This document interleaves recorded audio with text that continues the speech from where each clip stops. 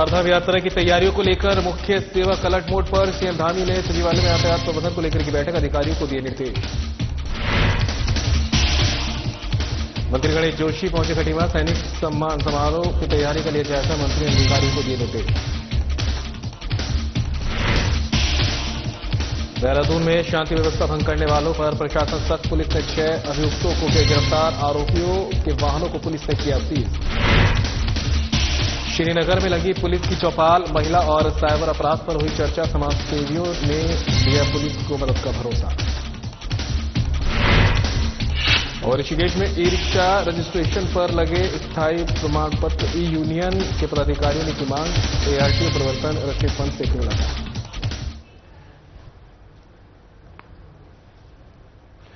नमस्कार, उत्तराखंड की खबरें लेकर मैं हूं आपके साथ संदीप निरंजन सरकार। और अब खबरों का रुख कर लेते हैं, जहां पर सीएम पुष्कर सिंह धामी ने सरकारी विद्यालयों के छात्र छात्राओं को मोबाइल साइंस लैब की दी सौगात। Lab on wheels mobile science lab परियोजना के द्वितीय चरण का किया शुभारंभ। मुख्यमंत्री ने कैंप कार्यालय परिसर में मोबाइल साइंस लैब की विज्ञान मॉडलों का किया अवलोकन। नो मोबाइल साइंस लैब को हरी झंडी दिखाकर किया रवाना। पिछले वर्ष भी सीएम ने चंपावत, अल्मोड़ा, देहरादून और पौड़ी के लिए लैब को हरी झंडी दिखाकर किया था रवाना। 4 जिलों में लैब ऑन व्हीकल्स का रहा सफल संचालन।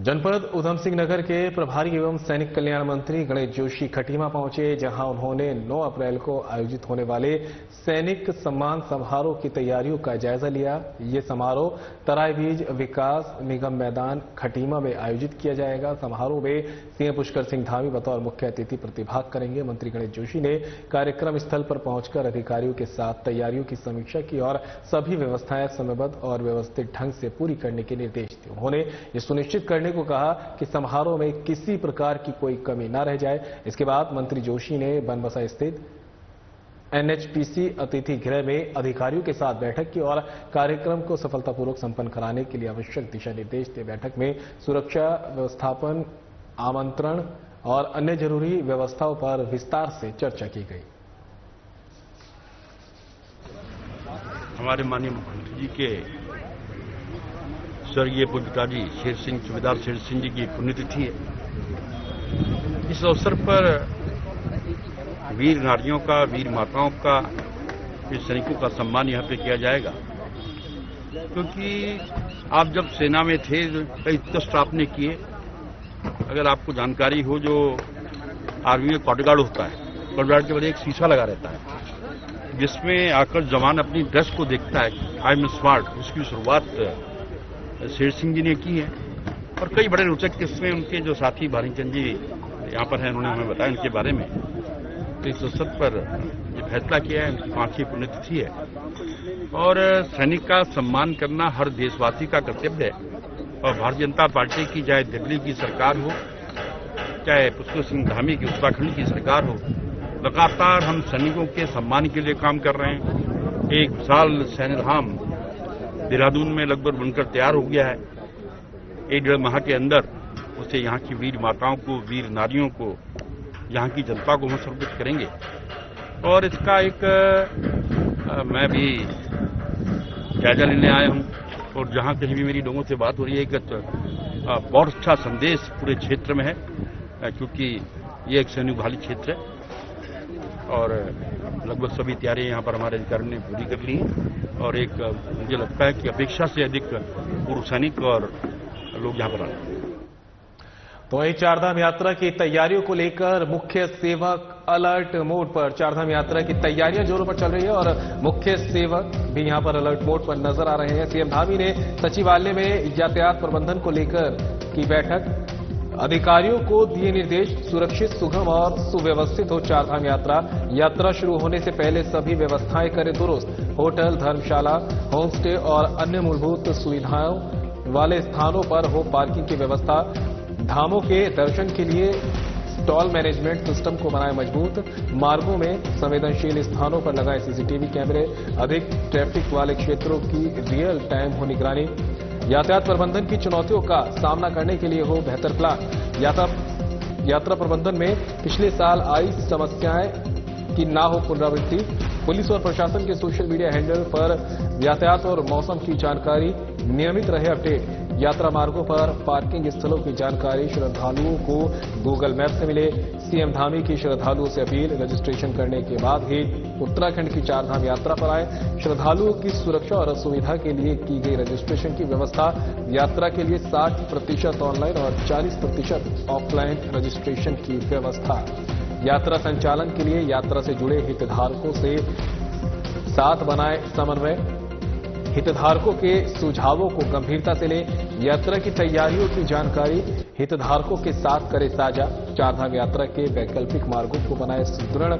मार्गों पर अस्थायी पार्किंग विकसित करने के लिए भुगतान के आधार पर स्थानीय लोगों से करें संपर्क। श्रद्धालुओं की सुविधा के लिए यात्रा मार्गों पर पुलिस सहायता डेस्क करें स्थापित। आपदा संभावित क्षेत्रों और ऊंचाई वाले क्षेत्रों में ड्रोन कैमरों की मदद से करें निगरानी।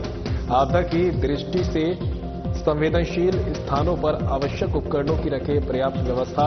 यात्रा मार्गों पर आवश्यकतानुसार क्रैश बैरियर लगाएं। पुलिस और परिवहन विभाग द्वारा वाहनों की सघन चेकिंग अभियान चलाए जाए। वाहनों की फिटनेस का रखें विशेष ध्यान। यात्रा मार्गों पर विभिन्न जानकारियों के लिए साइनेज की हो पर्याप्त व्यवस्था।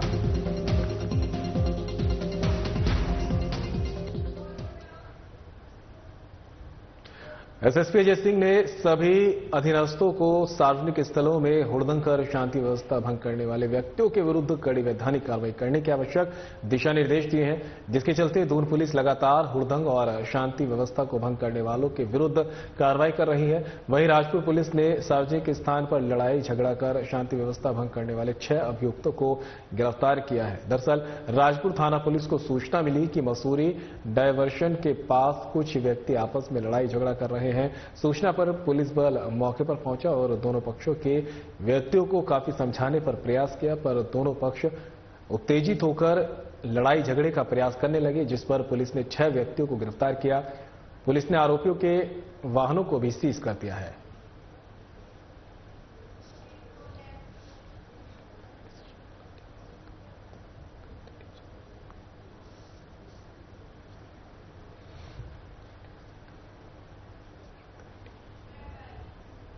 तो वहीं सीएम धामी के सशक्त बेटी के संकल्प से प्रेरित डीएम सविन बंसल का प्रोजेक्ट नंदा सुनंदा।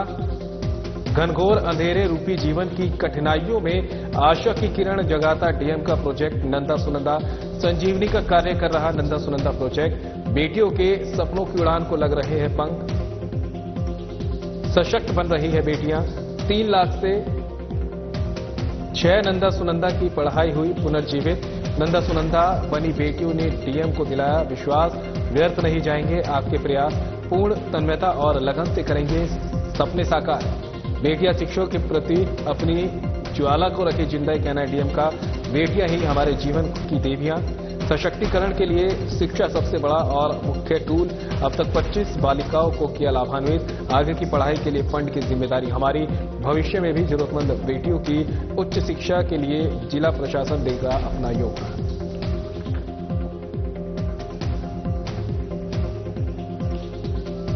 देखिए, फैमिलीज में कई ऐसे हालात होते हैं, कई ऐसे सर्कमस्टांसेस उत्पन्न हो जाते हैं जिस पे इंडिविजुअल्स का, फैमिलीज का नियंत्रण नहीं होता।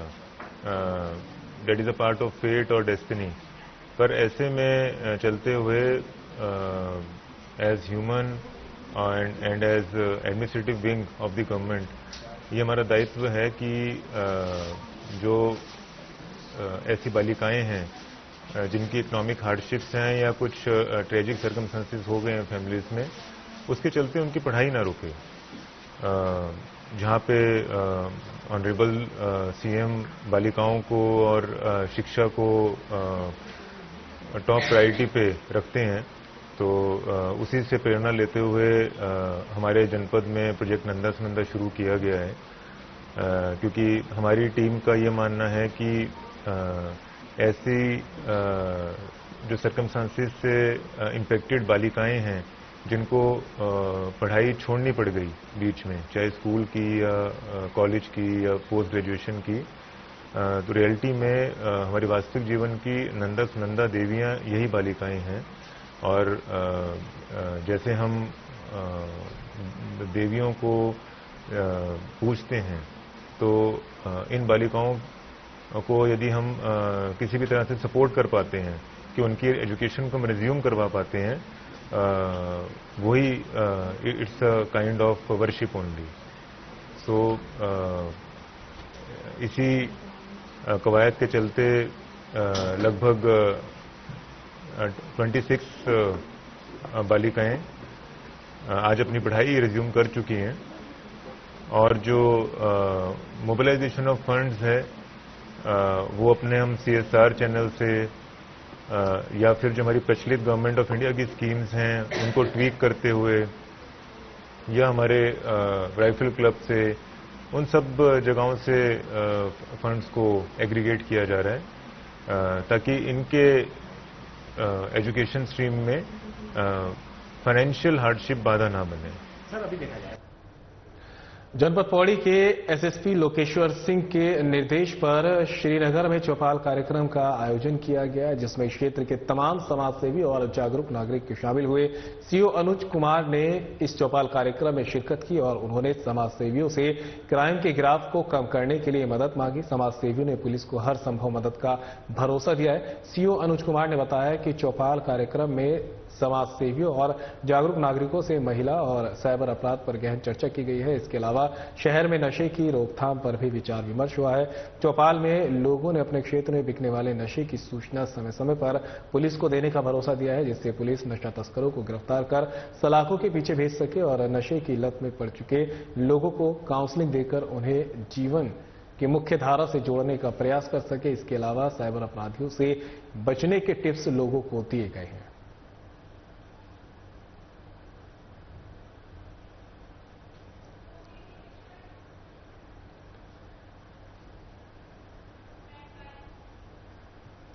चारधाम यात्रा की युद्ध स्तर पर तैयारियां जारी। जैसे जैसे समय नजदीक आ रहा है चारधाम यात्रा का, वैसे वैसे तैयारियां भी अब तेज हो गई हैं। चारधाम यात्रा की तैयारियों का जायजा लेने चमोली पहुंचे बद्रीनाथ धाम के नोडल अधिकारी डॉक्टर R राजेश कुमार।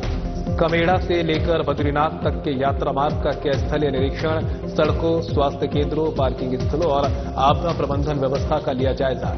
स्वास्थ्य सचिव ने MRP और स्क्रीनिंग पॉइंट्स को लेकर दिए निर्देश। 20 मेडिकल रिलीफ पोस्ट और 50 स्क्रीनिंग पॉइंट किए जाएंगे स्थापित। गोचर स्थित रजिस्ट्रेशन सेंटर, प्राथमिक स्वास्थ्य केंद्र, मेला मैदान और कर्णप्रयाग स्थित ट्रॉमा सेंटर का भी किया निरीक्षण। अस्पतालों में मरीजों के लिए पर्याप्त दवाओं, डॉक्टरों और पैरामेडिकल स्टाफ की उपलब्धता और साफ सफाई की स्थिति की समीक्षा। अधिकारियों को दिए निर्देश। स्वास्थ्य केंद्रों में आवश्यक दवाइयां, उपकरण और मेडिकल स्टाफ हर समय रहे तैनात। चमोली में डायलिसिस मशीनें कराई जाएंगी उपलब्ध। आवश्यकता के अनुसार संबंधित विभाग शासन को समय पर भेजे प्रस्ताव। MRP और स्क्रीनिंग सेंटरों के माध्यम से 13 विभिन्न भाषाओं में तैयार की गई हेल्थ एडवाइजरी का होगा वितरण। श्रद्धालुओं को ऊंचाई वाले क्षेत्रों में आवश्यक सावधानियों की देगी जानकारी। चारधाम यात्रा उत्तराखंड के लिए आस्था, पर्यटन और आर्थिक दृष्टि से अत्यंत महत्वपूर्ण। R राजेश कुमार का कहना है, सुरक्षित, स्वच्छ और व्यवस्थित चारधाम यात्रा सरकार की प्राथमिकता। संवेदनशील क्षेत्रों में लापरवाही बिल्कुल नहीं की जाएगी बर्दाश्त।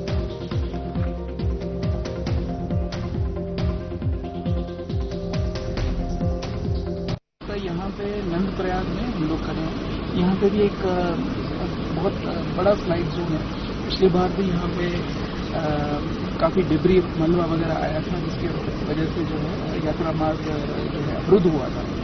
और यहाँ पे भी काम बहुत तेजी से चल रहा है। और जो टेम्पररी ट्रीटमेंट अभी फिलहाल, ताकि यात्रा मार्ग जो है इमीडिएटली सुचारू हो, तो उसके दृष्टिगत अभी टेम्पररी जो ट्रीटमेंट है और बाकी जो रोड कटिंग वगैरह का काम है, ये भी 15-20 दिन में कंप्लीट हो जाएगा, आश्वस्त किया गया है। और इसके साथ साथ जो हेल्थ के दृष्टिकोण से गौचर और कर्णप्रयाग जो हमारे CHCs हैं, उनका निरीक्षण किया गया। और वहाँ पर जो डायलिसिस केंद्र है, ट्रॉमा सेंटर है, इत्यादि का भी निरीक्षण किया गया। और कई जगह पे हमारे नए मशीन्स भी आए हैं। और जो हमारा बस स्टैंड है गौचर के पास, उसका भी निरीक्षण किया गया।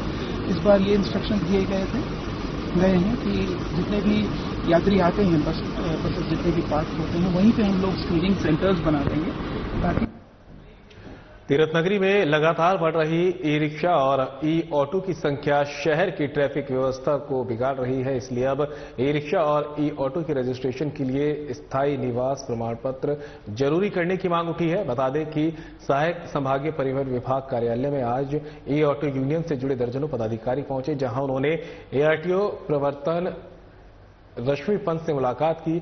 नया पदभार ग्रहण करने पर सबसे पहले रश्मि पंत का पदाधिकारी ने पुष्प गुच्छ भेंट कर स्वागत किया, जिसके बाद उनको शहर की ट्रैफिक व्यवस्था से अवगत कराते हुए अपना मांग पत्र सौंपा। ई ऑटो यूनियन के अध्यक्ष वीरेंद्र भारद्वाज ने बताया कि उन्होंने ई रिक्शा और ऑटो के रजिस्ट्रेशन के लिए स्थायी निवास प्रमाण पत्र की बाध्यता को लागू करने की मांग की है, क्योंकि शहर में ऋषिकेश के अलावा बाहर के लोग भी आकर ई रिक्शा और ई ऑटो धड़ल्ले से खरीद रहे हैं, जिससे ई ऑटो के लिए सवारियों की संख्या कम हो गई है और शहर की सड़कों पर ट्रैफिक का दबाव बढ़ गया है। इसके अलावा डीजल चलित टेम्पो की तर्ज पर ऑटो की आरसी पर भी 3 किलोमीटर एक्स्ट्रा हिल सर्विस अंकित करने की मांग की है।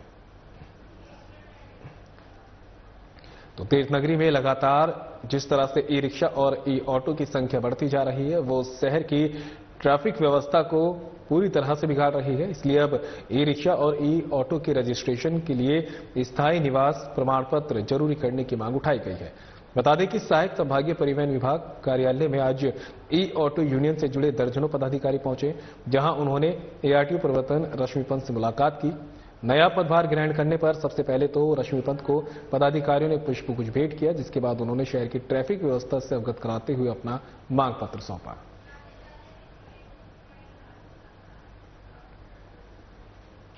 और फिलहाल इस बुलेटिन में मेरे साथ इतना ही, लेकिन जाते जाते आपको ऋषिकेश के त्रिवेणी घाट ले चलते, जहां पर गंगा आरती का सीधा प्रसारण जारी है।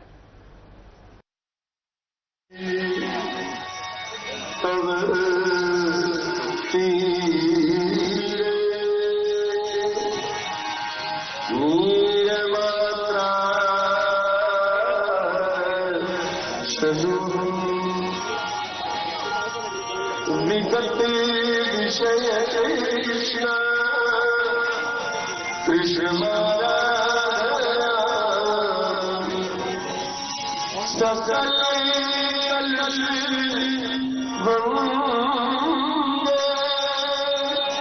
स्वर्ग सौभाग्य तरंगे तरंगे देवी गंगे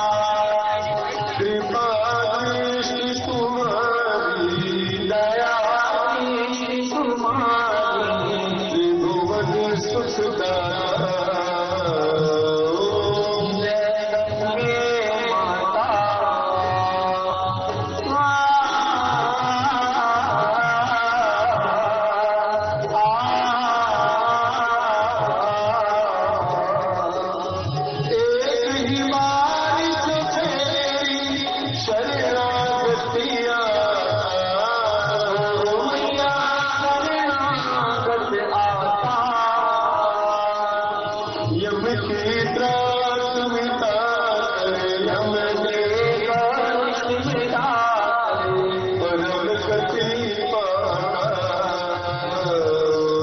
जय गंगे माता माँ गंगे माँ गंगे माँ गंगे माँ गंगे माँ गंगे माँ गंगे माँ मंगलकारी मैया तू है सुखदाता मैया है सुखदाता तेरी गोद में आकर तेरी शरण में आकर मन शांति पाना।